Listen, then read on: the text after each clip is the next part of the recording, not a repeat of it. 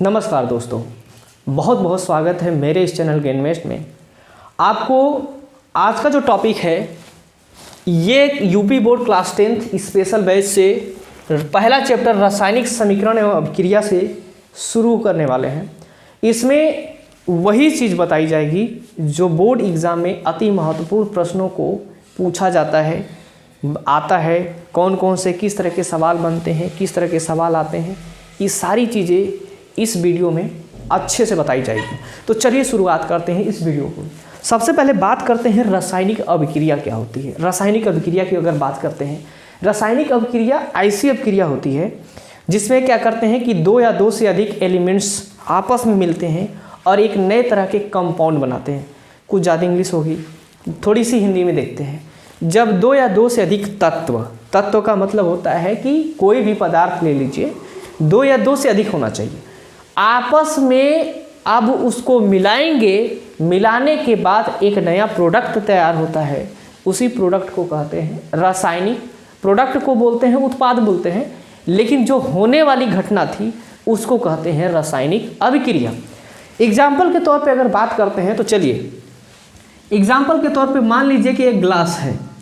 इस ग्लास में आप पानी भर दीजिए।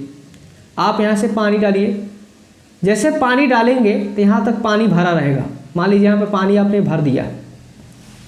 इस पानी में नींबू ले लीजिए, नींबू ले लीजिए, प्लस चीनी ले लीजिए, प्लस नमक ले लीजिए। आपने नींबू और चीनी और नमक जैसे ही इस तीनों को इसके अंदर इंक्लूड करेंगे तो ये क्या हो जाएगा, इक्के में सॉल्व हो जाएगा, मतलब एक ही में घुल जाएगा। घुलने के बाद एक नया तरह का लिक्विड तैयार होगा। इसी को हम बोलते हैं रासायनिक अभिक्रिया। अब रासायनिक अभिक्रिया की समझिए। आपने क्या किया कि दो या दो से अधिक पदार्थ को लिया, आपस में मिलाया, मिलाने के बाद एक नए तरह का पदार्थ बनाया। इसी को कहते हैं रासायनिक अभिक्रिया। क्या कहते हैं? रासायनिक अभिक्रिया। रासायनिक अभिक्रिया की परिभाषा एक बार फिर से सुनिए कि जब दो या दो से अधिक तत्वों को, तत्व या यौगिक या मिश्रण कुछ भी ले सकते हैं, आपस में मिलाने से एक नए तरह का उत्पाद बनता है, तो होने वाली घटना ही रासायनिक अभिक्रिया कहलाती है। एग्जाम्पल के तौर पे आप अपने आसपास के वातावरण में देख सकते हैं। एग्जाम्पल के तौर पे आप मान लीजिए कि आप अगर नॉनवेज खाते हैं, चिकन खरीद के लाएँ मार्केट से। अब चिकन को क्या कर दिए, आप मान लीजिए चिकन लाएँ, एक चिकन का एक छोटा सा टुकड़ा है, सड़क पे फेंक दीजिए। सड़क पे फेंकने के बाद अगर उसको कुत्ता नहीं खाता है, मान लीजिए कुत्ता नहीं खाता है, तो ये डिकम्पोज हो जाएगा। डिकम्पोज का मतलब हो जाएगा सड़ जाएगा। सड़ जाएगा तो इसमें से स्मेल आएगी। जब स्मेल आएगी तो बड़ी गंध होगा, बहुत भयानक गंध आएगी। स्मेल आने से जो गंदगी होगी बहुत खतरनाक होगी। आप बता रहे हैं कि गंदगी खतरनाक होगी, तो इसके वजह से आप क्या कहेंगे कि आप जो है, आपने जो चिकन का टुकड़ा फेंका था, वो चिकन का टुकड़ा नहीं रह गया, उसमें परजीवी लग गए, छोटे छोटे माइक्रो लेवल के जीवी लग गए। ये क्या करेंगे, उस मांस के टुकड़े को क्या करना चालू कर देंगे, डिकम्पोज करना चालू कर देंगे। मतलब वो रिएक्शन होना चालू हो जाएगा, और रिएक्शन की वजह से चीज़ें क्या होने लगती हैं, हमको उसी को हम कह सकते हैं रासायनिक परिवर्तन कह सकते हैं। उस होने वाली घटना को रासायनिक परिवर्तन, रासायनिक अभिक्रिया का नाम दिया गया है। चलिए, अब आपके वातावरण में, अब बोर्ड में सवाल पूछता है कि रासायनिक अभिक्रिया किसे कहते हैं। तो रासायनिक अभिक्रिया की परिभाषा आपने ये देखा कि जब दो या दो से अधिक तत्वों को आपस में मिलाया जाता है, दो या दो से अधिक तत्वों को आपस में मिलाया जाता है तो एक नए तरह का उत्पाद बनता है। इसी को कहते हैं रासायनिक अभिक्रिया। क्या कहते हैं? रासायनिक अभिक्रिया। दो या दो से अधिक तत्वों को आपस में मिलाने से एक नए तरह का उत्पाद बनता है। इसी को कहते हैं रासायनिक अभिक्रिया। क्या कहेंगे? रासायनिक अभिक्रिया। दो या दो से अधिक तत्वों को आपस में मिलाने से बनने वाला उत्पाद रासायनिक अभिक्रिया। उत्पाद तो उत्पाद होता है, उस वाली घटना को रासायनिक अभिक्रिया कहते हैं। अब बात करते हैं कि रासायनिक समीकरण क्या होता है। रासायनिक समीकरण देखिए, मान लीजिए कि यहाँ पे नींबू हो गया, ठीक, नींबू, और आपने ले लिया चीनी, फिर ले लिया पानी, और चीनी पानी नींबू को मिलाकर आपने बना दिया शिकंजी। तो ये जो कहलाएगी ये रासायनिक समीकरण कहलाती है। मतलब जो आपने रासायनिक समीकरण को, रासायनिक अभिक्रिया को कराने के लिए जो आपने रिएक्टेंट लिया था, जो अभिकारक लिए थे, उसको आपस में लिख दीजिए प्लस के साथ। जो प्लस रहेगा उसका मतलब है कि आपस में जोड़ा जा रहा है, माइनस रहेगा इसका मतलब आपस में घटाया जा रहा है। आपस में मिलाने के बाद एक नए तरह का लिक्विड बन रहा है, उसी को हम कहते हैं शिकंजी। क्या कहते हैं? उसी को शिकंजी। ये हमारा रासायनिक अभिक्रिया का समीकरण कहलाता है। क्या कहलाएगा? रासायनिक अभिक्रिया का समीकरण। क्या कहलाएगा? रासायनिक अभिक्रिया का समीकरण कहलाता है। रासायनिक अभिक्रिया का परिभाषा आपने समझा। रासायनिक अभिक्रिया की परिभाषा बोर्ड एग्जाम में क्या लिखेंगे? जब दो या दो से अधिक तत्वों को आपस में मिलाते हैं तो एक नए तरह का उत्पाद प्राप्त हो जाता है। होने वाली यह घटना रासायनिक अभिक्रिया कहलाता है। एग्जाम्पल के तौर पे बात कर सकते हैं तो एग्जाम्पल के तौर पे कह सकते हैं कि चीनी पानी नमक का मिलना एक रासायनिक अभिक्रिया कहलाता है। खाना पकना रासायनिक अभिक्रिया कहलाता है। लोहे में जंग लगना रासायनिक अभिक्रिया कहलाता है। मोमबत्ती का जलना रासायनिक अभिक्रिया कहलाता है। रासायनिक अभिक्रिया का मतलब होता है जिसमें ताप, दाब, आयतन इत्यादि चीज़ों में बदलाव होता है रासायनिक अभिक्रिया से। रासायनिक अभिक्रिया जो होगी वो घटित होती हुई दिखाई देगी, कलर में बदलाव हो जाएगा। ठीक है, आपने क्या किया, कोई और कलर डाले, जैसे दो या दो से अधिक मतलब दो रंग वाले अलग अलग हैं, उसमें कोई तीसरा ला के डाल दिए तो इन दोनों लोग का कलर बदल जाएगा। इस हिसाब से आप क्या कहेंगे कि ये होने वाली घटना रासायनिक अभिक्रिया कहलाती है। लोहे में जंग लगना जो है, लोहे में ऑक्सीजन के साथ संपर्क होकर वो ऑक्साइड बना देता है, इसका मतलब है कि वो रासायनिक अभिक्रिया का उदाहरण हो जाता है। अब रासायनिक अभिक्रिया की परिभाषा हमने देख लिया, रासायनिक अभिक्रिया में उदाहरण भी देख लिए। रासायनिक अभिक्रिया किसे कहते हैं? रासायनिक अभिक्रिया के बारे में अगर बात किया जाए आगे की तरफ तो और देखेंगे कि रासायनिक अभिक्रिया के परिभाषा और समीकरण। इसमें आगे पूछता है कि रासायनिक अभिक्रिया कितने तरह की होती हैं और कितने प्रकार की होती हैं। एनसीईआरटी में सवाल ज़्यादातर यही पूछता है, रासायनिक अभिक्रिया कितने प्रकार की होती हैं।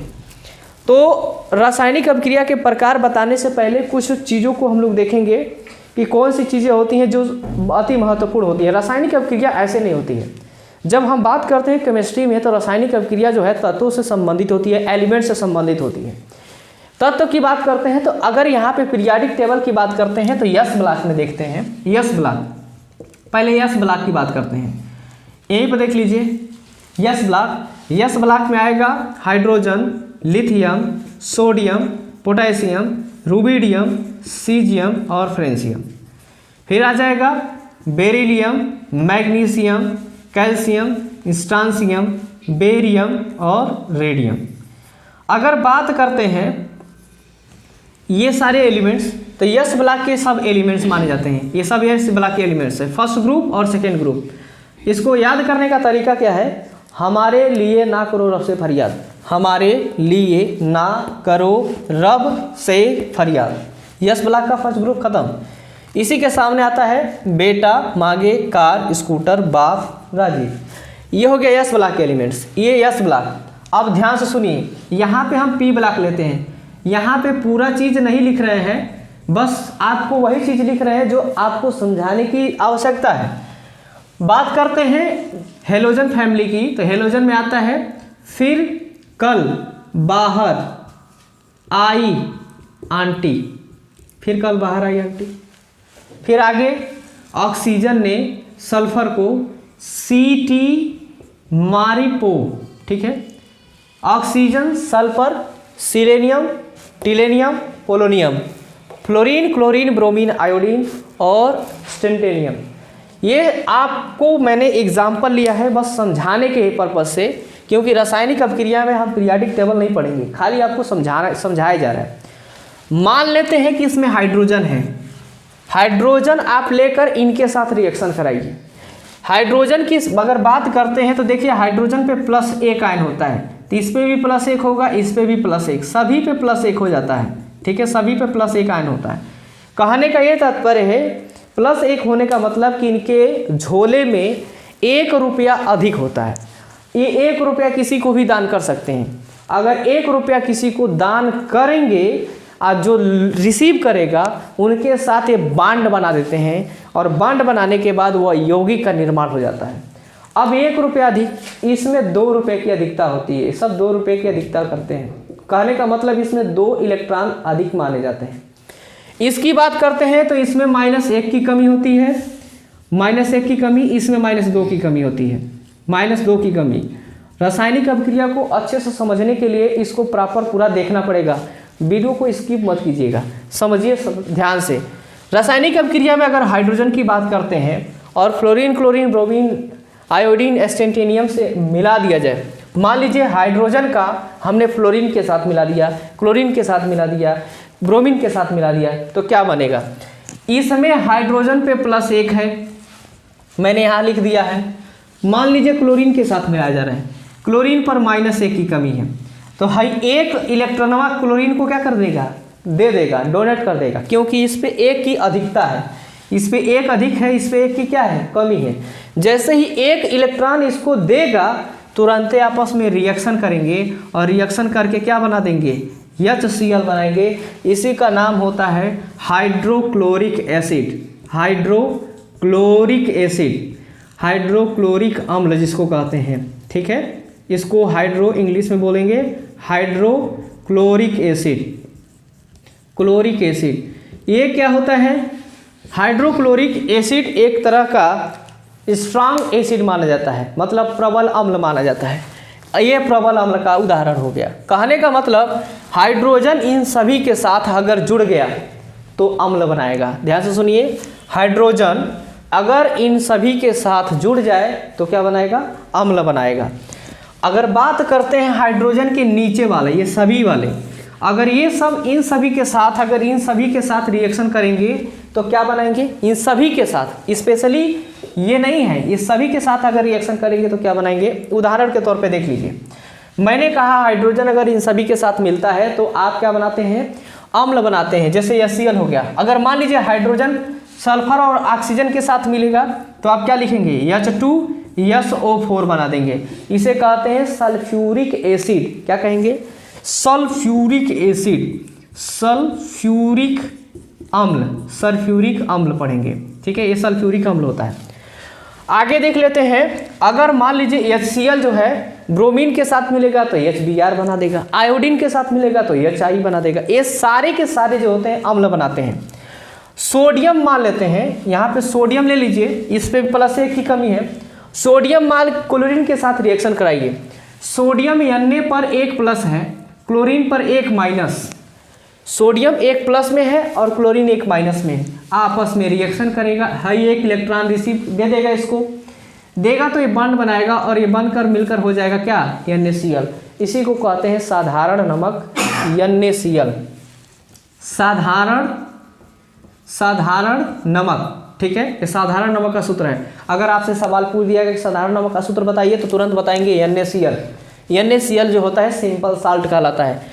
ये हमारे हो गए रासायनिक अभिक्रिया, जो किस तरह से रासायनिक अभिक्रिया होती है इसको समझने के लिए आप यहाँ से बारीकियों से समझ सकते हैं। अगर +1 है और जिसमें -1 की कमी होगी वो उसी के साथ रिएक्शन करेगा।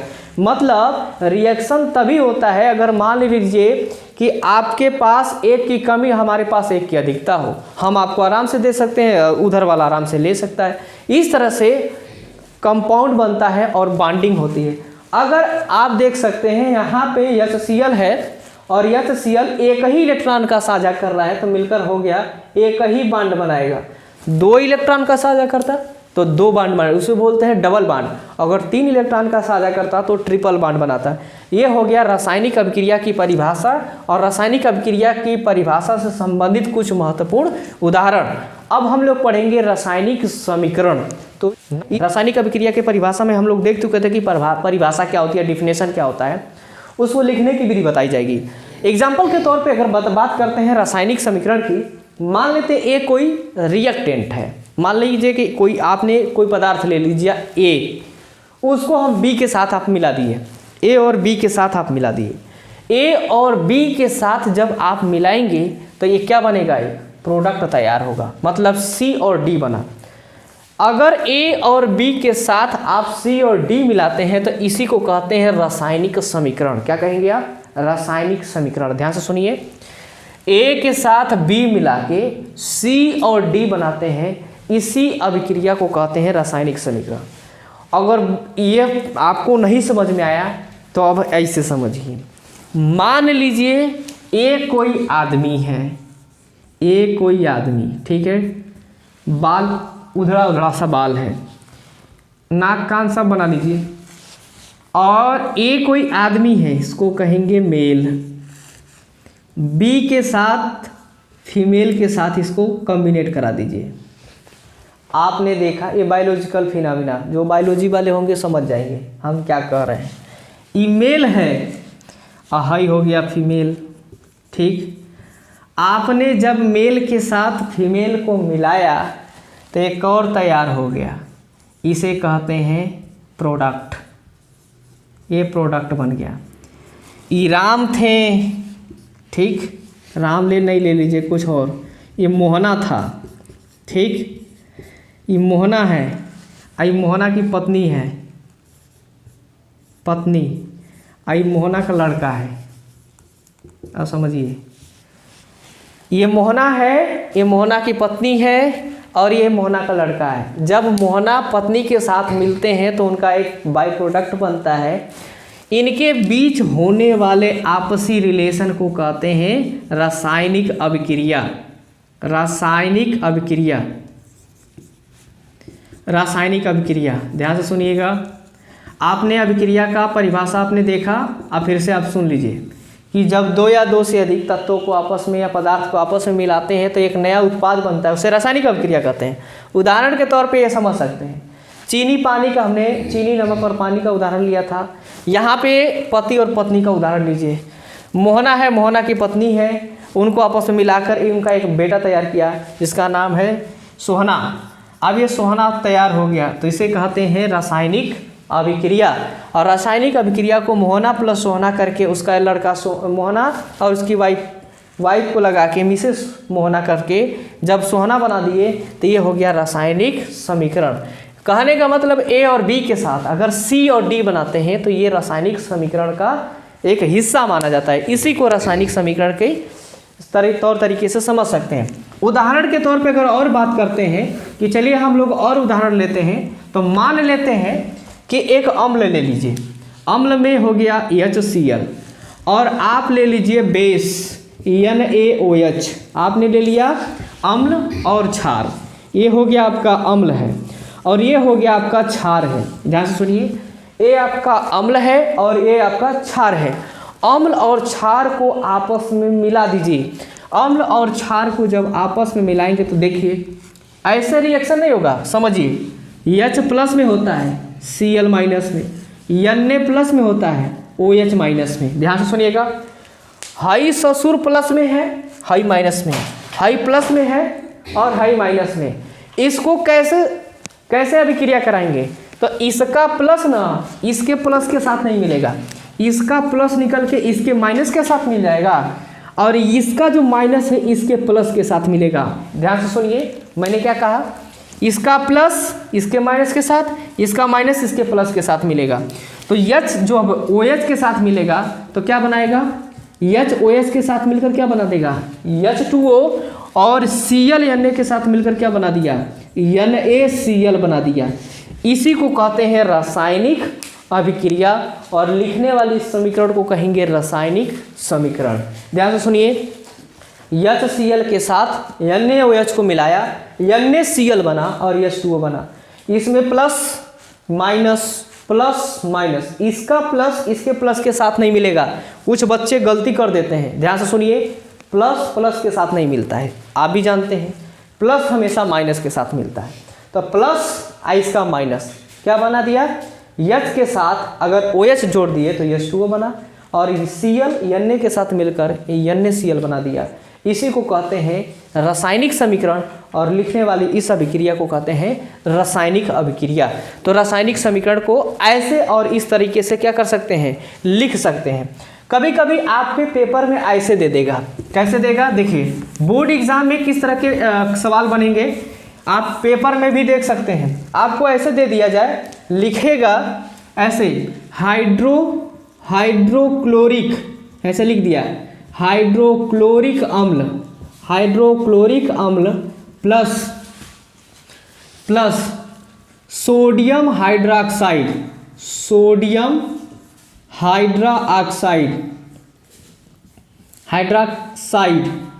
को आपस में मिलाएंगे तो क्या बनेगा यहाँ पे, मतलब यहाँ पे बोल देगा, यहाँ पे x कर देगा प्लस यहाँ पे y कर देगा, तो कहेगा कि x के जगह पे क्या बनेगा, y के जगह पे क्या बनेगा। आपको ऐसे सवाल दे दिया या यहाँ पे x y कहबे नहीं करता है, खाली जगह दे देगा, कहेगा कि भरिए, तो सबसे पहले इसको क्या करेंगे, कंपाउंड के रूप में लिखेंगे ना, ये तो नाम के रूप में दिया गया है।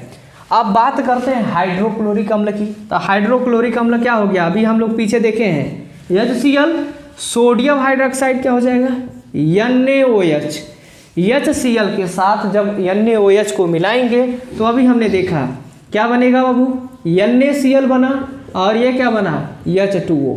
तो आप x बराबर क्या ले सकते हैं NaCl और y बराबर क्या लिख सकते हैं H2O। ये आपका जो है वर्ड में लिखा हुआ रासायनिक समीकरण है, और ये जो है इसके अपने मूल रूप में जो तत्वों के मूल रूप होते हैं उसके रूप में लिखा हुआ एक रासायनिक समीकरण है। आप इस तरह से इस समीकरण को क्या कर सकते हैं, लिख सकते हैं।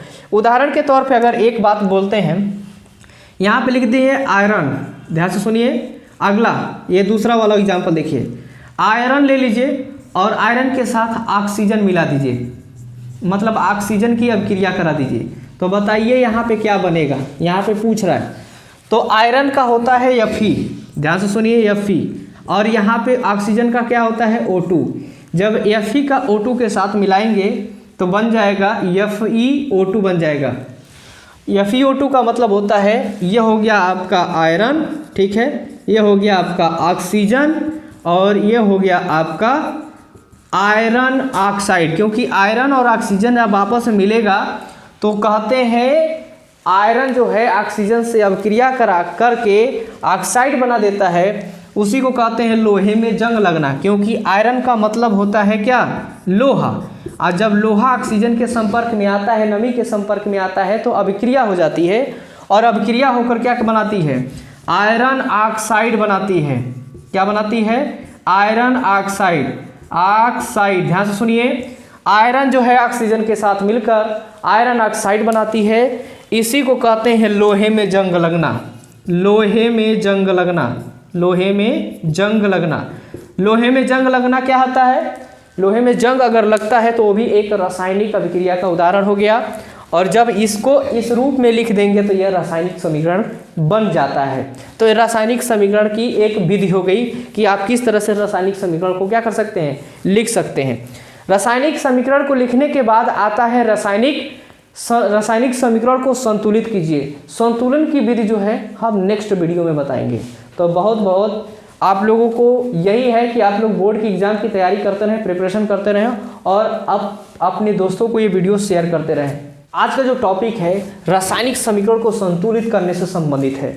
हम लोग पिछले वीडियो में ये चीज़ पढ़े थे कि रासायनिक समीकरण होता क्या है और रासायनिक अभिक्रिया क्या होता है। रासायनिक अभिक्रिया और समीकरण को पढ़ने के बाद हम उसके समीकरण को संतुलित करेंगे। संतुलन करने का तात्पर्य क्या होता है, चलिए आपको समझाते हैं। बात करते हैं कि जब आप दुकान पे जाते हैं और बात करते हैं कि हमको 1 किलो चीनी चाहिए, तो 1 किलो चीनी आप दुकानदार से मांगते हैं और दुकानदार कहता है कि चलिए ठीक है, हम आपको 1 किलो चीनी देते हैं। वो क्या करता है, बटखरे पर 1 किलो का बाट रखता है। जैसे 1 किलो का बाट रखता है तो धीरे धीरे चीनी की मात्रा बढ़ाता है। चीनी की मात्रा बढ़ाते ही दोनों जो है साम्य अवस्था में है। साम्य अवस्था का मतलब होता है कि ये भी और ये भी, ये दोनों एक आमने सामने आ जाते हैं। आमने सामने का आने का कहने का ये मतलब हो जाता है कि दुकानदार उसको बोल देता है कि हाँ भाई, जितना इसका वजन है उतने ही वजन इसको तौल दिए, और वह तौल कर उठाकर आपको प्लास्टिक में पैक करके क्या करता है, दे देता है। आजकल के दुकानदार बहुत चोर टाइप के हो गए, एकदम चोरकट, जो उजंड टाइप के हो गए। वो क्या करते हैं, सामान तौलने से पहले इतना वजन, इतना भारी जो है, कोई प्लास्टिक रख देते हैं, कोई कागज़ डाल देते हैं। क्या करने के लिए, क्योंकि उनकी मिलीग्राम और ग्राम की मात्रा क्या हो जाए, थोड़ा सा बच जाए। उस बचाव के लिए वो काम करते हैं। या उस कभी कभी तो जो हाउ वाला हाथ से उठाने वाला तराजू होता है उसमें लोहा बांध देते हैं। तो वो कहते हैं नहीं ये बराबर किए हैं, लेकिन बराबर नहीं, वो जो है 3-5 करते हैं, और 3-5 करके आपका जो है हक मार लेते हैं। मतलब चीनी तौल रहे हैं तो चीनी मार लेंगे, आम खरीदने गए तो ये कम हो जाएगा, सेब खरीदेंगे तो सेब कम हो जाएगा। कहने का मतलब ये है कि बैलेंस नहीं, अनबैलेंस हो जाता है। अनबैलेंस क्या, आपका दिमाग भी डिसबैलेंस हो जाएगा। तो बात करते हैं संतुलित करने से, तो संतुलित करते हैं समीकरण को। समीकरण को संतुलित करने के लिए सबसे पहले समीकरण को लिखेंगे। तो चलिए समीकरण को लिखते हैं। यहाँ पे लिखा गया एक समीकरण Fe प्लस H2O, ध्यान से देखिएगा Fe प्लस H2O और मिलाए ये बना Fe3O4, बना Fe3O4 और प्लस क्या बन गया, प्लस जो है H2 बन गया। ध्यान से सुनिए H2 बना। यहाँ पे हमने Fe को मिलाकर H2O के साथ जैसे मिलाए तो Fe3O4 प्लस H2 बना। कहने का मतलब है ये आयरन है, ये पानी है, आयरन ऑक्साइड है और हाइड्रोजन गैस निकला। अब यहाँ से पूछा जाएगा कि ये बताइए कि समीकरण संतुलित है कि नहीं। समीकरण संतुलित होने का मतलब जो आयरन यहाँ पे है इसकी संख्या कितना इधर और प्रोडक्ट बनने के बाद इसकी संख्या कितनी हो जा रही है। तो सबसे पहले एक बक्सा बनाइए। बक्से में सबसे पहले बात करते हैं, यहाँ पे लिखेंगे तत्व, यहाँ पे तत्व का नाम डालेंगे। यहाँ पे तत्व के बाद लिखेंगे बायां पक्ष, बायां पक्ष, ठीक है, बायां पक्ष। उसके बाद लिखेंगे दायां पक्ष, दायां पक्ष। एक बायां पक्ष हो गया, एक दायां पक्ष हो गया। आप इसको घेर दीजिए, पक्ष से बना रहे हैं तो घेर दीजिए आप। आप ध्यान से देखिएगा, ध्यान दीजिए आप। अब क्या करेंगे, बायां पक्ष में ये हो गया आपका बायां, बायां और दायां बताने की ज़रूरत नहीं है, ये आपको पता है। ये दायां, जो दाहिना हाथ है वो दायां हिस्सा और जो इधर हो गया वो बायां हिस्सा हो गया। तत्व में कौन कौन से तत्व, पहले बात करते हैं Fe की। यहाँ पे लिख लीजिए Fe, उसमें क्या है, हाइड्रोजन है। उसके बाद क्या है, ऑक्सीजन। बायां पक्ष में Fe कितना है, ध्यान से देखिए कितना Fe है, एक के ठी है। इधर की अगर बात करते हैं तो इधर कितना है, इधर 3 संख्या में हो जा रहा है। H की बात करते हैं तो इधर कितना है, H 2 ही H है। इधर बात करते हैं H कितना हो गया, 2 ठी H हो गया। देखिए H यहाँ पे 2 ठी है, 2 ठी यहाँ पे हो गया, आपने दोनों तरफ ले लिया। ऑक्सीजन की बात करते हैं, यहाँ पे एक ही ऑक्सीजन है तो यहाँ पे एक ऑक्सीजन ले लिया। यहाँ पे ऑक्सीजन कितना हो गया, 4, तो यहाँ पे 4। अब आप इस टेबल के हिसाब से देख सकते हैं कि कौन बराबर है कौन नहीं बराबर है। जो बराबर है उसको छोड़ देंगे और जो नहीं बराबर है उसको बराबर करने की कोशिश करेंगे। अगर बराबर हो गया तो कहेंगे क्या है, ये समीकरण संतुलित है। अब बात करते हैं किसकी, हम मान लेते हैं कि ऑक्सीजन को बराबर करते हैं। किसको बराबर करते हैं, ऑक्सीजन को। ध्यान से सुनिए, ऑक्सीजन को बराबर करने के लिए सबसे पहले स्टेप लिखेंगे, स्टेप नंबर 1, ठीक है। स्टेप नंबर 1 लिख लीजिए, स्टेप नंबर 1, स्टेप नंबर 1 में लिखिए। इसमें क्या करेंगे, ऑक्सीजन को बराबर करने के लिए सबसे पहले ध्यान दीजिएगा, दायां पक्ष में ऑक्सीजन कितना है, 4। बायां पक्ष में ऑक्सीजन कितना है, 1 है। इसमें 4 से गुणा। अब ऑक्सीजन इस बायां पक्ष में कहाँ है, H2O में है, इसमें 4 से गुणा करेंगे। लिखेंगे H2O में, यहाँ पे H2O में 4 से गुणा करने पर, 4 से गुणा करने पर जब H2O में 4 से गुणा करेंगे तो क्या बन जाएगा, Fe रहेगा, ही रहेगा, यह हटेगा। इसमें 4 से गुणा करेंगे तो क्या बन जाएगा, 4H2O। क्यों, क्योंकि ऑक्सीजन एक ही था, 4 से मल्टीप्लाई करने पर 4 ऑक्सीजन कंप्लीट हो गया।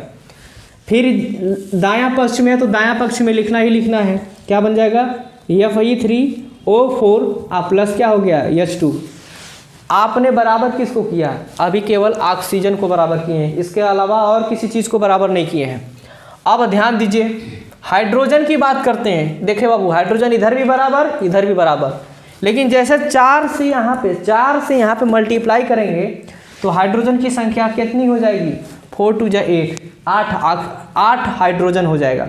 अगर 8 हाइड्रोजन हो जाएगा, इधर देखिए 2 ही हाइड्रोजन है, अगर इस 2 में 4 से गुणा करा दें तो 8 हाइड्रोजन इधर भी और 8 हाइड्रोजन इधर भी, मतलब हमको गुणा इस दिशा में कराना है, दायां पक्ष में।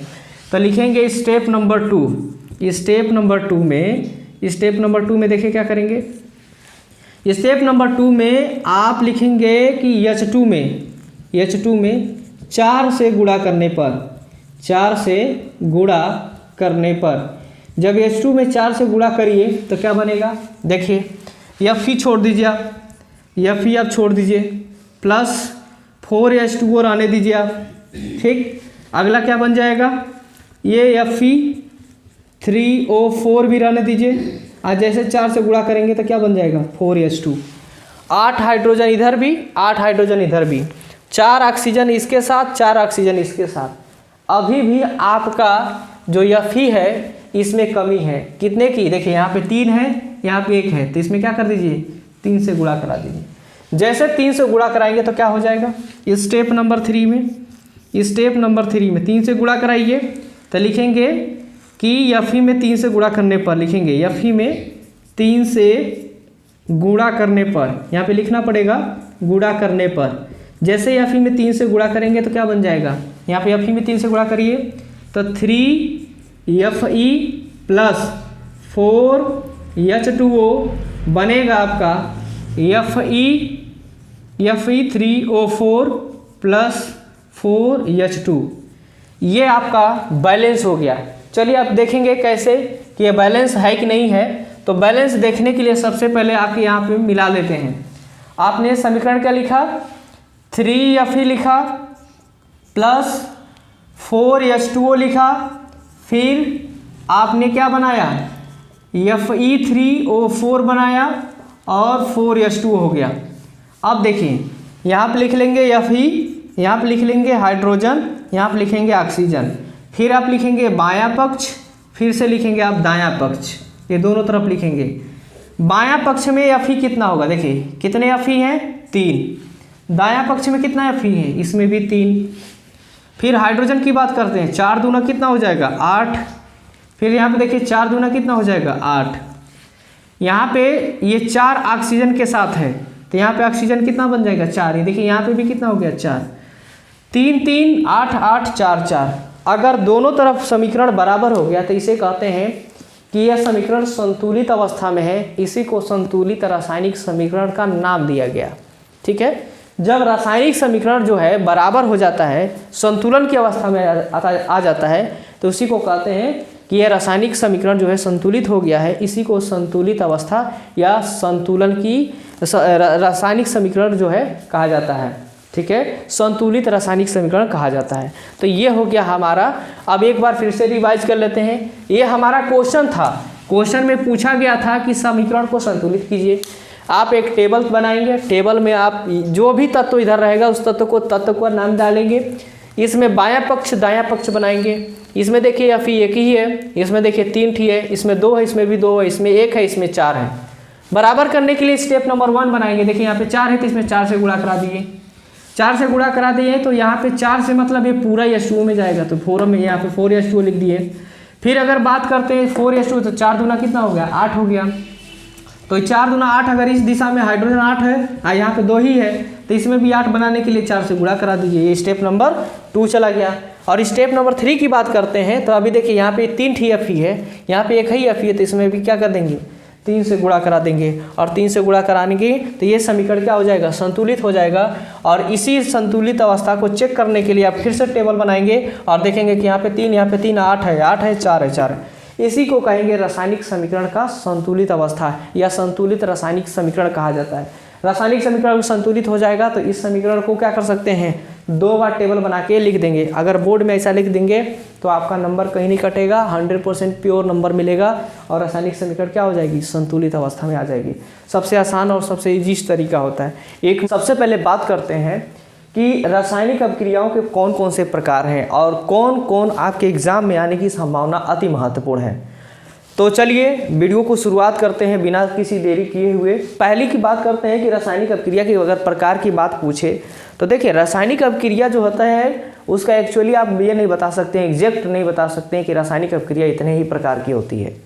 रासायनिक अभिक्रिया बोल दीजिएगा, अगर पूछेगा कि रासायनिक अभिक्रिया के प्रकार बताइए तो लिखेंगे रासायनिक अभिक्रिया निम्नलिखित प्रकार की होती है, जिसमें पहला पॉइंट डालेंगे रासायनिक संयोजन रासायनिक अभिक्रिया जिसको इंग्लिश में एडिशन बोलते हैं, वियोजन रासायनिक अभिक्रिया जिसको अपघटन के नाम से भी जाना जाता है, डिकम्पोजिशन रिएक्शन बोलते हैं, विस्थापन डिस्प्लेसमेंट रिएक्शन बोलते हैं, द्विविस्थापन अभिक्रिया डबल डिस्प्लेसमेंट रिएक्शन बोलते हैं, अपचयन तथा उपचयन ऑक्सीडेशन तथा रिडक्शन रिएक्शन।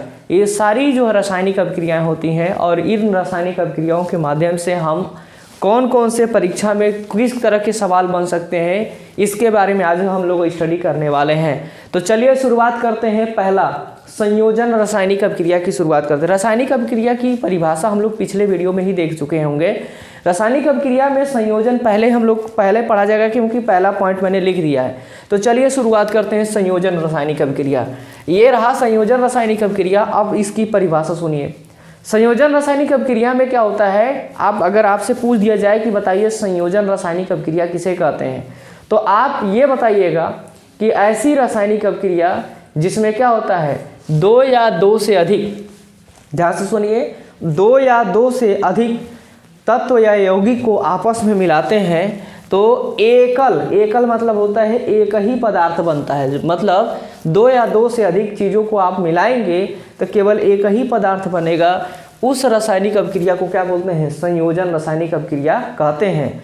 न तो इसमें गैस निकलता है बुदबुदाहट के साथ, न कोई अवक्षेप प्राप्त होता है, किसी तरह का कुछ नई चीज़ें बनती है।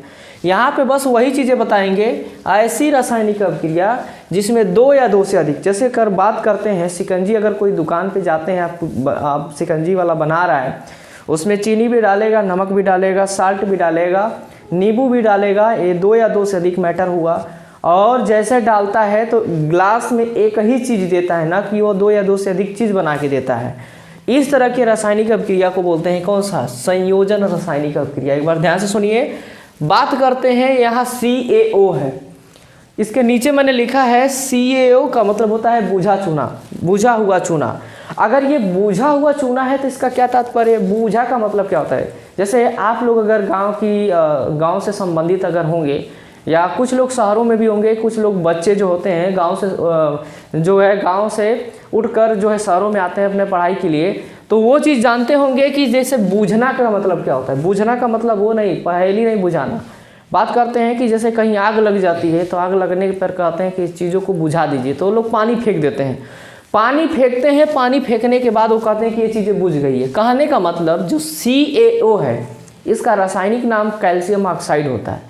इसको जैसे पानी में आप डालेंगे तो पानी में डालते ही ये बुझ जाएगा। बुझने का मतलब होता है रिएक्शन करेगा, और रिएक्शन करेगा तो क्या बनाएगा, बिना बुझा हुआ चूना।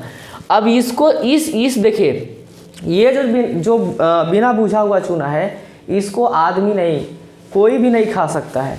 क्योंकि अगर आप मान लीजिए कि CaO ले लिए, इतना बड़ा टुकड़ा ले लिए, ये जो है एक्चुअली जो है ये पत्थर के रूप में होता है, चट्टान के रूप में होता है। मतलब इसमें पानी की एक भी मात्रा नहीं होती है, 0% इसमें वाटर होता है।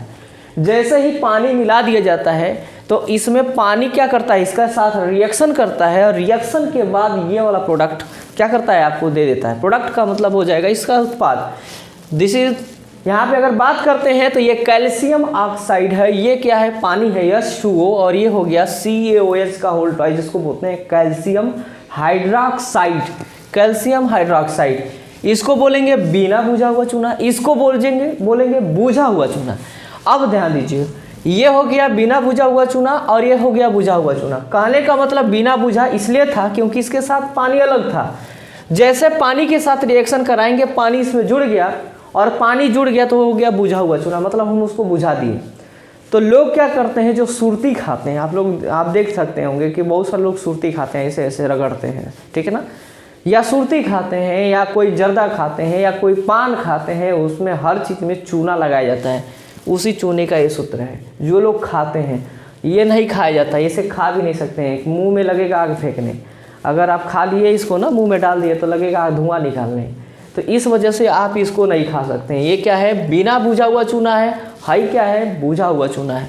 और जैसे ही, ध्यान से सुनिएगा, जैसे ही इसको पानी में डालेंगे तो इसमें बहुत तेज़ी से बुदबुदाहट के साथ ऊष्मा निकलता है, हीट निकलता है, बहुत ज़्यादा गर्मी पैदा होती है। एक्चुअली आप अपने घरों पे देख सकते हैं, जब दिवाली का समय आता है तो उस समय जो लोग होते हैं अपने घरों को पेंटिंग डेंटिंग करते रहते हैं। उस समय क्या करते हैं लोग, मार्केट से चूना लाते हैं, या चूने को जैसे ही बर्तन में रख कर पानी डालते हैं तो तुरंत रिएक्शन करता है, बहुत तेज़ी से उसमें से लगता है क्या होने, ऊष्मा निकलने, मतलब उसमें से गर्मी जनरेट हो जाती है। और वो गर्मी क्या करती है, ये बाहर निकलना चालू कर देती है। गर्मी कभी नीचे नहीं आती है, गर्मी हमेशा ऊपर और बाहर की तरफ होती है। तो इस रासायनिक अभिक्रिया को क्या कहेंगे? संयोजन रासायनिक अभिक्रिया कहेंगे। क्या बोलेंगे? संयोजन रासायनिक अभिक्रिया। ऐसी रासायनिक अभिक्रिया जिसमें दो या दो से अधिक चीजों को मिलाया जाए और एक ही चीज बने, इसे क्या कहेंगे? संयोजन रासायनिक अभिक्रिया कहते हैं। उसमें ऊष्मा निकलता है या कभी कभी ऊष्मा दिया भी जाता है। जब रासायनिक अभिक्रिया, देखिए, जब ढेर सारा चीज़ मिला देते हैं और रासायनिक अभिक्रिया नहीं होता है, उस कंडीशन में क्या करते हैं? उस कंडीशन में आपको गर्मी देनी पड़ती है। यहाँ एक्चुअली गर्मी निकल रही है, लेकिन कभी कभी तो आपको गर्मी मतलब हीट, मतलब आप नीचे से गैस जला दीजिए, स्टोव जला दीजिए, चाहे आप लकड़ी का आग लगा दीजिए, जो भी लगाइए, कभी कभी देना पड़ता है और कभी कभी निकल जाता है, तो उसका अलग फिनोमेना है। लेकिन यहाँ पे जो रासायनिक अभिक्रिया में बन रही है, हम इसे संयोजन रासायनिक अभिक्रिया कहेंगे। बात करते हैं संयोजन रासायनिक अभिक्रिया को दो हिस्सों में तोड़ के, ऐसे तोड़ दीजिए। संयोजन रासायनिक अभिक्रिया टूटेगा तो इस एक में कन्वर्ट होगा ऊष्माक्षेपी रासायनिक अभिक्रिया और दूसरा होगा ऊष्माशोषी रासायनिक अभिक्रिया। ये मस्ट इंपॉर्टेंट है, ये बहुत ज़्यादा इंपॉर्टेंट है। आपका आना तय है, या तो ऊपर वाला देगा या तो ये देगा या तो ये देगा, देना तय है। ऊष्माक्षेपी रासायनिक अभिक्रिया क्या होता है? ऐसी रासायनिक अभिक्रिया जिसमें क्या होता है? ऊष्मा निकलता है। जैसे यहाँ ऊष्मा निकल रहा है, देखिए, जो ऊष्मा इधर लिखा रहेगा इसका ये मतलब है कि ऊष्मा क्या हो रहा है? निकल रहा है। और जब ऊष्मा यहाँ पे रहे, जिसका मतलब इसको गर्मी हम लोग दे रहे हैं। तो ऐसी रासायनिक अभिक्रिया जिसमें से ऊष्मा निकले उसे कहते हैं ऊष्माक्षेपी रासायनिक अभिक्रिया, एक्सोथर्मिक रिएक्शन बोलते हैं।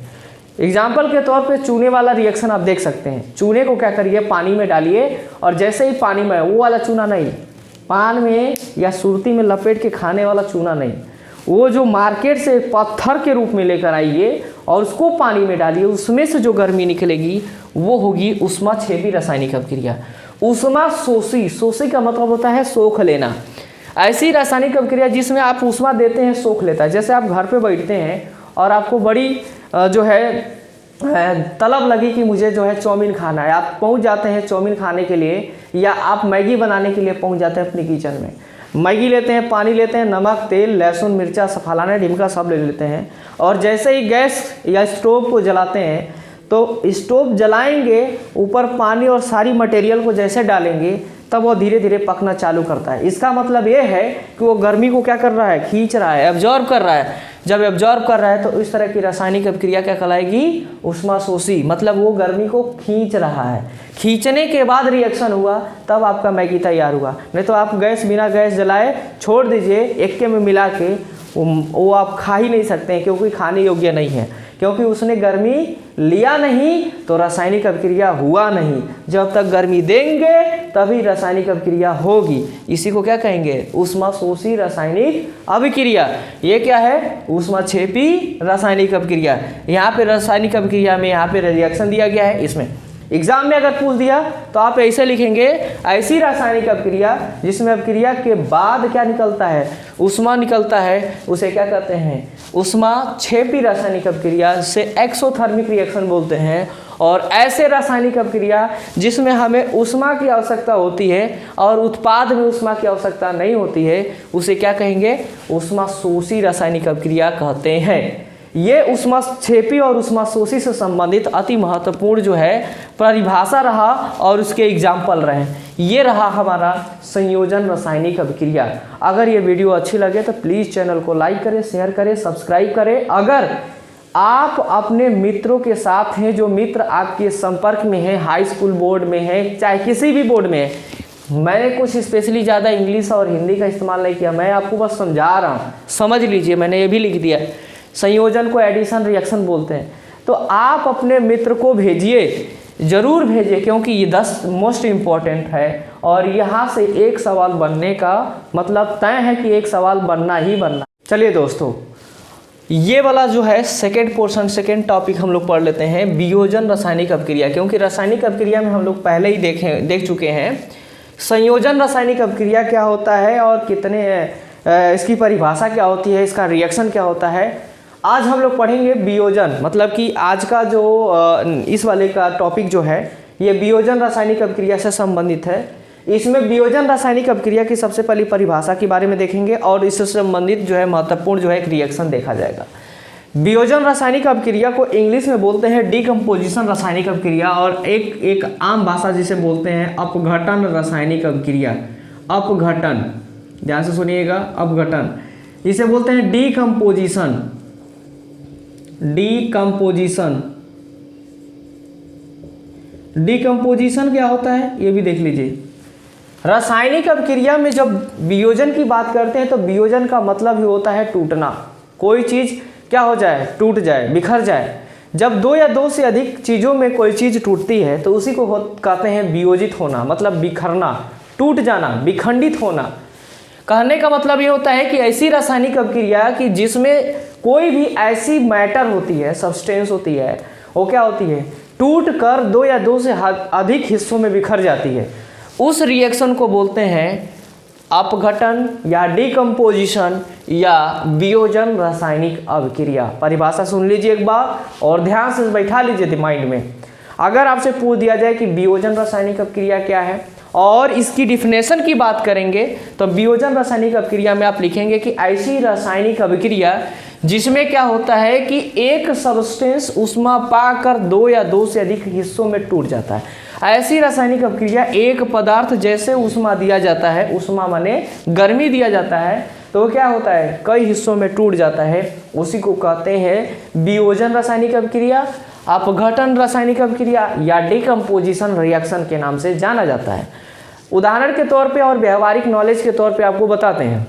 मान लीजिए आप अपने विद्यालय की तरफ जा रहे हैं और रास्ते में कोई जानवर मरा हुआ है। तो जैसे रास्ते में आप देखेंगे कि रास्ते में जानवर मरा हुआ है तो उसके लिए सबसे पहले क्या करेंगे कि देखते हैं कि भाई जानवर मरा है तो गर्मी के वजह से उसके अंदर से तमाम तरह के स्मेल पैदा हो रहा है। स्मेल का मतलब गंदगी, बदबू। तो जैसे आप वहाँ से उसके संपर्क से होकर गुजरते हैं तो आपको गर्मी से मतलब उसमें गंदगी सब महसूस होता है। इसका ये मतलब है कि वो क्या करता है, जो मरा हुआ बॉडी है वह सूर्य की जो गर्मी है उससे क्या करता है, रिएक्शन कर लेता है और रिएक्शन करके वो वियोजित होने लगता है। उसके शरीर जो होते हैं ना कई हिस्सों में टूट जाते हैं। मतलब जब सड़न होती है शरीर में तो शरीर में सड़ने की वजह से क्या होती है, वो जो है कई हिस्सों में टूटने लगती है। आपको बता दें एक्चुअली जो है ठंडी का मौसम जो होता है तापमान इतना कम होता है कि इसमें न फोड़ा होता है, न फूंसी होता है, न कुछ होता है। लेकिन जब वही गर्मी का मौसम आ जाता है तो हमारा शरीर ही क्या होने लगती है, कभी कभी ज़्यादा रिएक्शन होने लगती है। तो कितने लोगों के चेहरे पर फोड़े, फूंसी, मासा तमाम चीज़ें आ जाती हैं। इसका ये मतलब है कि वो चीज़ें गर्मी के कारण क्या हो गई, रिएक्शन कर ली और रिएक्शन के बाद वह वियोजित हो गई, मतलब वो विखंडित हो गई, अपघटित हो गई, टूट गई। तो जब सड़ेगा तो वो चीज़ें वहाँ से हट जाएगी। इस रासायनिक अभिक्रिया को क्या कहते हैं, वियोजन या अपघटन रासायनिक अभिक्रिया कहते हैं। इसमें एक चीज़ फैक्ट है, नोट याद रखिएगा। नोट में क्या है कि इस रासायनिक अभिक्रिया में ऊष्मा का होना अति आवश्यक है। मतलब इसमें ऊष्मा चाहिए तो चाहिए, इसमें ऊष्मा आपको देना पड़ेगा। या तो ऊष्मा आप लकड़ी का ऊष्मा दीजिए, मतलब कि या तो मानव द्वारा निर्मित ऊष्मा दीजिए या तो सूरज की गर्मी दीजिए। ये दोनों में से कोई ना कोई ऊष्मा देना पड़ेगा, मतलब ऊष्मा आपको चाहिए ही चाहिए। इस तरह के जो रासायनिक अभिक्रिया होती हैं, इस रासायनिक अभिक्रिया को बोलते हैं डीकम्पोजिशन रिएक्शन या अपघटन रासायनिक अभिक्रिया। आपको एक बार और समझा दें, माइंड में सेटअप करा दें। ऐसी रासायनिक अभिक्रिया जिसमें वह पदार्थ ऊष्मा पाकर क्या करता है, दो या दो से अधिक हिस्सों में टूट जाता है या दो या दो से अधिक नए पदार्थ के रूप में टूट जाता है। इस रासायनिक अभिक्रिया को अपघटन रासायनिक अभिक्रिया या वियोजन रासायनिक अभिक्रिया या डीकम्पोजिशन रिएक्शन के नाम से जाना जाता है या उसे कहते हैं। इस रिएक्शन के लिए सबसे पहले आप यहाँ पे एक रिएक्शन दिया गया है। बात करते हैं कि जब आप रिएक्शन लिखेंगे, आप एग्जाम में जब रिएक्शन लिखेंगे तो इस रिएक्शन में आप क्या लिखेंगे, यहाँ पे इसका नाम है कैल्शियम कार्बोनेट। इसका नाम लिखेंगे कैल्शियम कार्बोनेट। ये हो जाएगा कैल्शियम कार्बोनेट। और जैसे ही कैल्शियम कार्बोनेट को आप ऊष्मा देंगे तो यह हो जाएगा कैल्शियम ऑक्साइड में टूट जाएगा। कैल्शियम ऑक्साइड और यहाँ पे कार्बन डाइऑक्साइड, कार्बन डाइऑक्साइड, इसमें क्या हो जाएगा, ये टूट जाएगा, वियोजित हो जाएगा। देखिए आपने कैल्शियम कार्बोनेट लिया, आपने गर्मी दी, कैल्शियम ऑक्साइड और कैल्शियम कार्बन डाइऑक्साइड में क्या हो गया, टूट गया। तो इस रासायनिक अपक्रिया को क्या कहेंगे, वियोजन रासायनिक अपक्रिया या अपघटन रासायनिक अपक्रिया के नाम से जानेंगे। अब हम लोग आगे पढ़ने वाले हैं विस्थापन रासायनिक अपक्रिया। तो चलिए दोस्तों शुरुआत करते हैं टॉपिक 3 विस्थापन रासायनिक अपक्रिया से। विस्थापन रासायनिक अपक्रिया को बोलते हैं डिस्प्लेसमेंट रिएक्शन। डिस्प्लेसमेंट का ही तात्पर्य होता है कि कोई भी वस्तु या कोई भी चीज़ अपनी जगह छोड़कर किसी दूसरे जगह पर चली जाए और वहाँ से कोई दूसरे वस्तु को वहाँ से हटाकर दूसरे जगह उसको ट्रांसफ़र कर दे, इसको ही कहते हैं विस्थापन। विस्थापन का मतलब आप अपने जगह का रिप्लेसमेंट देना। जैसे ही रिप्लेसमेंट देंगे तो इसका मतलब होता है कि वो चीज़ हट जाएगी। विस्थापन रासायनिक अपक्रिया की परिभाषा क्या पूछेगा तो क्या लिखेंगे, अगर पूछ दिया कि बताइए विस्थापन रासायनिक अपक्रिया किसे कहते हैं, तो आप परिभाषा ऐसे लिखेंगे, ऐसी रासायनिक अपक्रिया जिसमें कोई तत्व किसी दूसरे तत्व को हटाकर क्या करता है, अभिक्रिया करता है और एक नया उत्पाद बनाता है, इसे क्या कहते हैं, विस्थापन रासायनिक अपक्रिया कहेंगे या कहते हैं। ऐसी रासायनिक अपक्रिया जिसमें कोई तत्व किसी दूसरे तत्व को उसके जगह से हटाकर अभिक्रिया करके एक नया उत्पाद बनाता है, उसी को कहते हैं विस्थापन रासायनिक अपक्रिया। एग्जाम्पल के तौर पे बात करते हैं, यहाँ पे आयरन है, आयरन कॉपर सल्फेट में अगर रिएक्शन करेगा तो ये क्या करेगा, आयरन कॉपर को हटा देगा। ये हटाएगा क्यों और कॉपर हटेगा भी क्यों, इसका पीछे वजह है, ये जब आप मेटल नॉन मेटल की जब चैप्टर पढ़ेंगे, धातु उपधातु के बारे में पढ़ेंगे तो उसमें बताई जाएगी कि कॉपर को क्यों हटा दिया जाता है। लेकिन यहाँ पे थोड़ा सा तो जानकारी ज़रूर देंगे। असल बात ECS होता है, ECS का मतलब होता है इलेक्ट्रोकेमिकल सीरीज। इलेक्ट्रोकेमिकल सीरीज में जो आयरन होता है ना, वो कॉपर से क्या होता है, बहुत ऊपर होता है, ये बहुत ऊपर होता है, ये बहुत नीचे होता है। अब यहाँ पे बीच में हाइड्रोजन होता है, तो ये आयरन क्या है, ऊपर है, इससे हाइड्रोजन से ऊपर है और ये कॉपर हाइड्रोजन से नीचे है। इस हिसाब से कहेंगे कि आयरन जो होता है ज़्यादा तगड़ा होता है किससे, कॉपर से। मतलब कि जो हाइड्रोजन से ऊपर होगा वो कुछ ज़्यादा तगड़े होते हैं, मजबूत होते हैं, शक्तिशाली होते हैं, बलवान होते हैं, और जो नीचे होते हैं वो कमज़ोर होते हैं, डरपोक होते हैं, धीरू होते हैं। तो ये क्या होगा, ये क्या करेगा कि ये आयरन मजबूत है, ज़्यादा ताकतवर है, ये कम ताकतवर है, क्या करेगा, इसको मार के भगा देगा, हटा देगा कि तू हट जा यहाँ से। कहने का मतलब आयरन ज़्यादा शक्तिशाली है और कॉपर कम शक्तिशाली है। कॉपर कम शक्तिशाली है, इसको हटा देगा अपनी जगह से, हटा के भगा देगा, भगा के किनारे कर देगा और ये आयरन आके आराम से यहाँ पे जुड़ जाएगा, मिलकर क्या बनाएगा, FeSO4।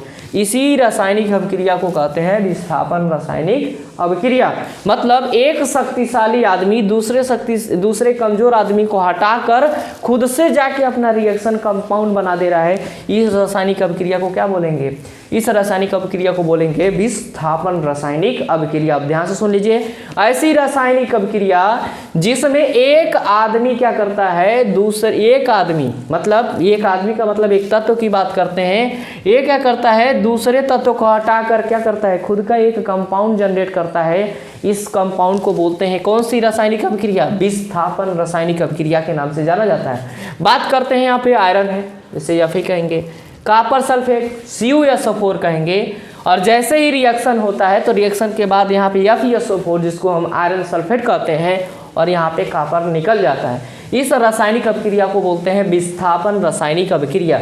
ठीक है, काहे अभिक्रिया होती है तो यहाँ पे ECS होता है, इसको बोलते हैं इलेक्ट्रोकेमिकल सीरीज। इलेक्ट्रोकेमिकल सीरीज, इसको हिंदी में बोला जाता है विद्युत रासायनिक श्रेणी। क्या बोलेंगे, विद्युत रासायनिक श्रेणी। तो आप बोलेंगे कि विद्युत रासायनिक श्रेणी में आयरन जो होता है हाइड्रोजन से ऊपर होता है और कॉपर जो होता है वो हाइड्रोजन से नीचे होता है। इस वजह से क्या करता है, आयरन ज़्यादा शक्तिशाली होने की वजह से कॉपर को अपनी जगह से हटा देता है और रिएक्शन करके दूसरा कंपाउंड जनरेट करता है। इसी को बोलते हैं विस्थापन रासायनिक अभिक्रिया। आगे हम लोग पढ़ने वाले हैं द्विविस्थापन रासायनिक अभिक्रिया। तो द्विविस्थापन रासायनिक अभिक्रिया के बारे में देख लेते हैं। चलिए दोस्तों, आज जो हम लोग पढ़ने वाले हैं यहाँ पे द्विविस्थापन रासायनिक अभिक्रिया में, क्योंकि हम लोग जो है अभी पीछे ही पढ़ चुके हैं कि विस्थापन रासायनिक अभिक्रिया क्या होती है, लेकिन यहाँ पे द्विविस्थापन रासायनिक अभिक्रिया के बारे में जानकारी करेंगे। द्विविस्थापन रासायनिक अभिक्रिया क्या होती है? ऐसी रासायनिक अभिक्रिया जिसमें क्या करते हैं कि तत्व जो है अपने जगह को क्या करते हैं, आपस में बदलकर नए नए यौगिक का निर्माण करते हैं। देखिए, तत्व आपस में जगह बदल रहे हैं और नए नए यौगिक का निर्माण करते हैं। इस रासायनिक अभिक्रिया को क्या कहते हैं? द्विविस्थापन रासायनिक अभिक्रिया कहते हैं। परिभाषा क्या करेंगे? परिभाषा में आप यही लिखेंगे कि ऐसी रासायनिक अभिक्रिया जिसमें तत्व क्या करता है कि अपने जगह को बदलकर और नए नए तत्व का, नए नए यौगिक का निर्माण करता है, उसे क्या कहते हैं? द्विविस्थापन रासायनिक अभिक्रिया। अब बात करते हैं यहाँ पे, देखिए सोडियम क्या करेगा? इस क्लोरीन के साथ रिएक्शन कराएगा और ये जो बेरियम है इस सल्फेट के साथ रिएक्शन कराएगा। मतलब ये दो लोग एक साथ रिएक्शन करेंगे और ये दो लोग एक साथ रिएक्शन करेंगे। कहने का मतलब होता है कि आपस में रिप्लेसमेंट हो जाना। कहने का मतलब ये वाला इसके साथ जाएगा। बहुत सारे बच्चे कहेंगे अच्छा चलिए एक बात बताइए कि सोडियम जो है आपने क्लोरीन से करा दिया, ये बेरियम के साथ क्यों नहीं कराया? तो चलिए आप समझा देते हैं अच्छे से। सोडियम प्लस में होता है, सल्फेट माइनस में होता है, ये भी प्लस में होता है और ये भी माइनस में होता है। तो एक बात बताइए, जब ये प्लस माइनस का कॉम्बिनेशन है तो प्लस वाला प्लस के साथ थोड़ी रिएक्शन कराएगा, प्लस वाला माइनस के साथ जाएगा और ये माइनस वाला किसके साथ जाएगा? प्लस के साथ। तो यहाँ पे सोडियम एक प्लस होता है तो दो सोडियम है ना, तो एक ही प्लस लिखेंगे। यहाँ पे सल्फेट में -2 हो जाता है। यहाँ पे बेरियम Ba2 प्लस होता है और Cl -1, लेकिन दो क्लोरीन है ना, तो इस पे -2 नहीं चार्ज लगाएंगे, एक ही चार्ज लगाएंगे। दो क्लोरीन मिलकर 2 चार्ज बन जाएगा। और यहाँ पे सोडियम पे +1 ही होता है, लेकिन 2 सोडियम है तो +2 बन जाएगा। तो ध्यान से सुनिएगा, अगर हम सही समझने के लिए बात करते हैं तो यहाँ पे +2 लिख दीजिए, यहाँ पे -2 लिख दीजिए। अब समझिए, अब क्लियर समझ में आएगा। यहाँ पे Na2 हो गया प्लस, तो Cl2 माइनस के साथ जाएगा ना, क्योंकि ये प्लस है तो माइनस के साथ रिएक्शन करेगा। ये माइनस है तो इसके प्लस के साथ रिएक्शन करेगा। और रिएक्शन करने के बाद देखिए, सोडियम अगर क्लोरीन के साथ रिएक्शन करेगा तो NaCl बना देगा और बेरियम सल्फेट के साथ रिएक्शन करेगा तो BaSO4 बनाएगा, मतलब बेरियम सल्फेट बनाएगा। इस रासायनिक अभिक्रिया को कहते हैं द्विविस्थापन रासायनिक अभिक्रिया। अगर परिभाषा में पूछेगा, अति महत्वपूर्ण प्रश्न है, क्योंकि एग्जाम में प्रश्न जो है किसी न किसी सेट में छपेगा और आएगा भी।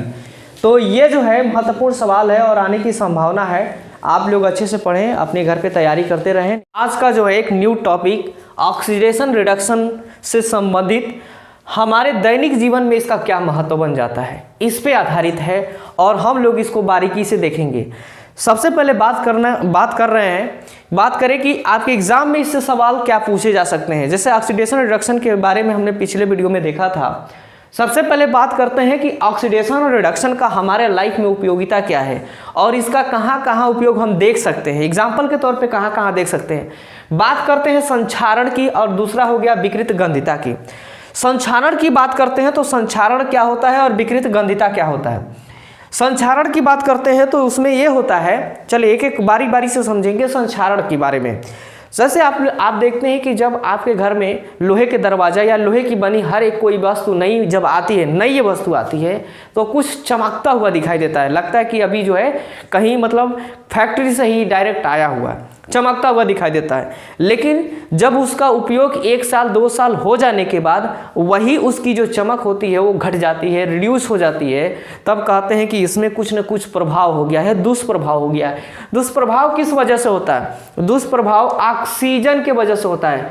क्या करता है, उसमें ऑक्सीजन जाके जुड़कर वो ऑक्साइड बना देता है। ध्यान से सुनिएगा, ऑक्साइड बनाता है और ये ऑक्साइड क्या करता है, एक नया रूप ले लेता है। ध्यान से सुनिए, जब आप लोहे की बनी चीज नई लेकर आते हैं उसमें ऑक्सीजन जुड़ जाता है और वह जुड़कर ऑक्साइड बनाता है और वह नया रूप ले लेता है। इसे कहते हैं, जैसे अगर लोहा है तो बोलेंगे लोहे में जंग लगना, कुछ ऐसी धातुएं और हो जाती हैं जो काला पड़ जाती हैं। काला पड़ने का ये तात्पर्य होता है कि उसमें जो है नयापन होती है वो घट जाती है, रिड्यूस हो जाती है, उसमें जो चमक होती है वो घट जाती है। इसका मतलब होता है कि वो संक्षारित हो गई या उसको अंदर से संक्षारण क्रिएट हो गया।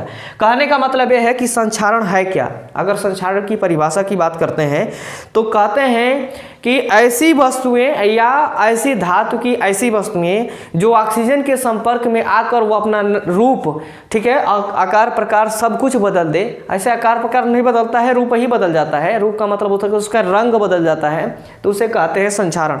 जैसे लोहे में जंग लगना, संक्षारण का सबसे बढ़िया उदाहरण हो जाता है लोहे में जंग लगना। लोहे में जंग लगना, तो जंग लगना है तो संक्षारण से बचाने के लिए अब क्या करेंगे। सवाल ये पूछता है कि अगर आपके घर में लोहे की बनी वस्तु है तो उससे संक्षरित हो गया, तो उससे बचाने के लिए, उसको बचाने के लिए क्या करेंगे। तो सबसे पहले बचाने के लिए उस पर पेंट किया जाता है। जैसे आपकी देखिए लोहे की कोई भी वस्तु आती है और आपने उस पर पेंट पॉलिश नहीं करेंगे तो संक्षरित दरअसल वो फिक्स है कि होगा ही होना है। तो उसको संक्षरण से बचाने के लिए उसमें पेंट कर दिया जाता है, लुब्रिकेंट डाल दिया जाता है, उसमें पेंट डाल दिया जाता है। और ये पेंट क्या करता है, ऑक्सीजन को आने नहीं देता है। किसके संपर्क में, लोहे की बनी वस्तु के संपर्क में। तो जब ऑक्सीजन संपर्क में आएगा नहीं तो रिएक्शन होगा नहीं, और रिएक्शन होगा नहीं तो ऑक्साइड बनेगा नहीं। तो ये हो गया संक्षरण की परिभाषा और उसका उदाहरण। संक्षरण के बारे में और अच्छे से फिर समझ लेते हैं। संक्षरण क्या है, ऑक्सीजन जुड़कर धातुएं जो होती हैं अपना रूप बदल देती हैं, और ये रूप बदलने के कारण उनके अंदर जो होती है शाइनिंग, चमक जो होती है घट जाती है, और घटने के साथ साथ उसकी जो इंटेंसिटी और प्रोबेबिलिटी वो भी घट जाती है, मतलब उसकी ताकत भी कम हो जाती है। इसे कहते हैं संक्षरण। एग्जाम्पल के तौर पे बोल सकते हैं कि लोहे में जंग लगना। लोहे में जंग लगता है तो वो क्या होता है, इसका मतलब होता है उसका रूप जो है बदल जाता है। उसको संक्षरण से बचाने के लिए उसमें पेंट पॉलिश कर दिया जाता है ताकि जो है उसमें जंग ना लगे। विकृत गंधिता किसे कहते हैं, विकृत गंधिता क्या है। विकृत गंधिता जैसे अगर बात करते हैं कि जैसे आप मान लीजिए कि आप तेल खरीद के लाते हैं, कोई भी तेल, जैसे आप मान लीजिए कि आप मार्केट से तेल खरीद के लाए और कुछ समय बाद आप तेल को रख दीजिए, कुछ समय बाद उसमें पानी पानी जैसा कुछ पता चलने लगे, पानी पानी जैसा हो जाता है उसके अंदर, और उसमें से तमाम अजीब टाइप का, जैसे जहरीली टाइप का जो है स्मेल आने लगती है, सड़े हुए अंडे की तरह स्मेल आने लगती है।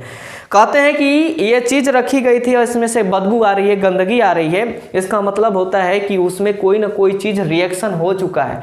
कहने का मतलब रिएक्शन होने का मतलब होता है कि रिडॉक्स रिएक्शन से संबंधित है। तो विकृत गंधिता का मतलब होता है कि उसमें भी ऑक्सीजन जाके जुड़ जाता है। ध्यान से सुनिए, उसमें भी ऑक्सीजन जाके जुड़ जाता है, उनके साथ संपर्क में आ जाता है और उसके अंदर नमी क्रिएट कर देती है। नमी क्रिएट होने की वजह से उसमें जो है बदबू होने लगती है। बदबू तभी होगी जब ऑक्सीजन जुड़ेगा।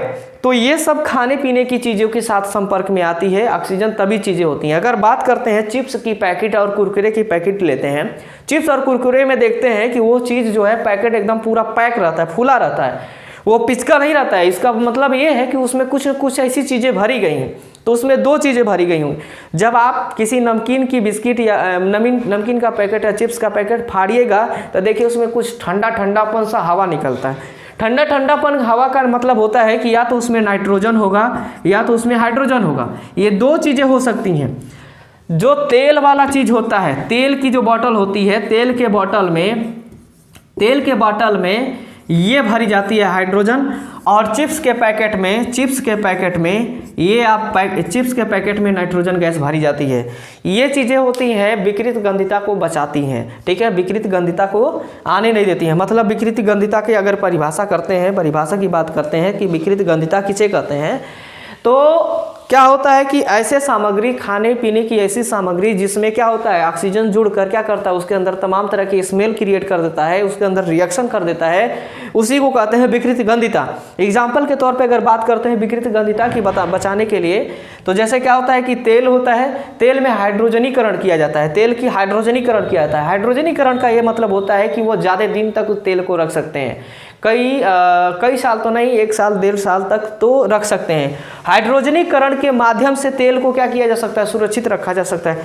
सरसों का तेल आप घर पे जैसे पेरा हुआ शुद्ध सरसों का तेल अगर मान लीजिए कोल्हू से लेकर आइए और कुछ समय के लिए रख दीजिए। रखने के बाद उसमें से तमाम तरह की स्मेल आने लगती हैं, लेकिन वही सरसों का तेल जो है, जैसे फार्चून का हो गया या बेलकुलू का तेल लेकर आइए, उसमें से गंध नहीं आती है। वजह क्या है? उसको रिफाइन किया जाता है। रिफाइन का मतलब होता है बार बार फिल्टर करना, और उसका हाइड्रोजनीकरण कर दिया जाता है। हाइड्रोजनीकरण करने के वजह से तेल में गंदगी और बदबू खत्म हो जाती है। तो इसी को कहते हैं विकृत गंधिता को दूर करना। नाइट्रोजन में जैसे चिप्स की पैकेट, जितने भी हम लोग खाने पीने की जो चीज़ें होती हैं, जैसे बिस्किट हो गया, चिप्स की पैकेट हो गया, कुरकुरे की पैकेट हो गया, और भी तमाम चीज़ें होती हैं, उसके अंदर जो होती है नाइट्रोजन भर दी जाती है, जिसकी वजह से विकृत गंधिता दूर हो जाती है और हम लोग अपने सामान का अच्छे से उपयोग कर सकते हैं। तो अगर ये वीडियो अच्छी लगे तो दोस्तों को भेजें, और इसमें से सवाल पूछ सकता है विकृत गंधिता किसे कहते हैं और संक्षारण किसे कहते हैं, हम लोग दोनों को अच्छे से समझे हैं। अगर अच्छा लगे तो दोस्तों को जरूर शेयर करें। Thanks for watching.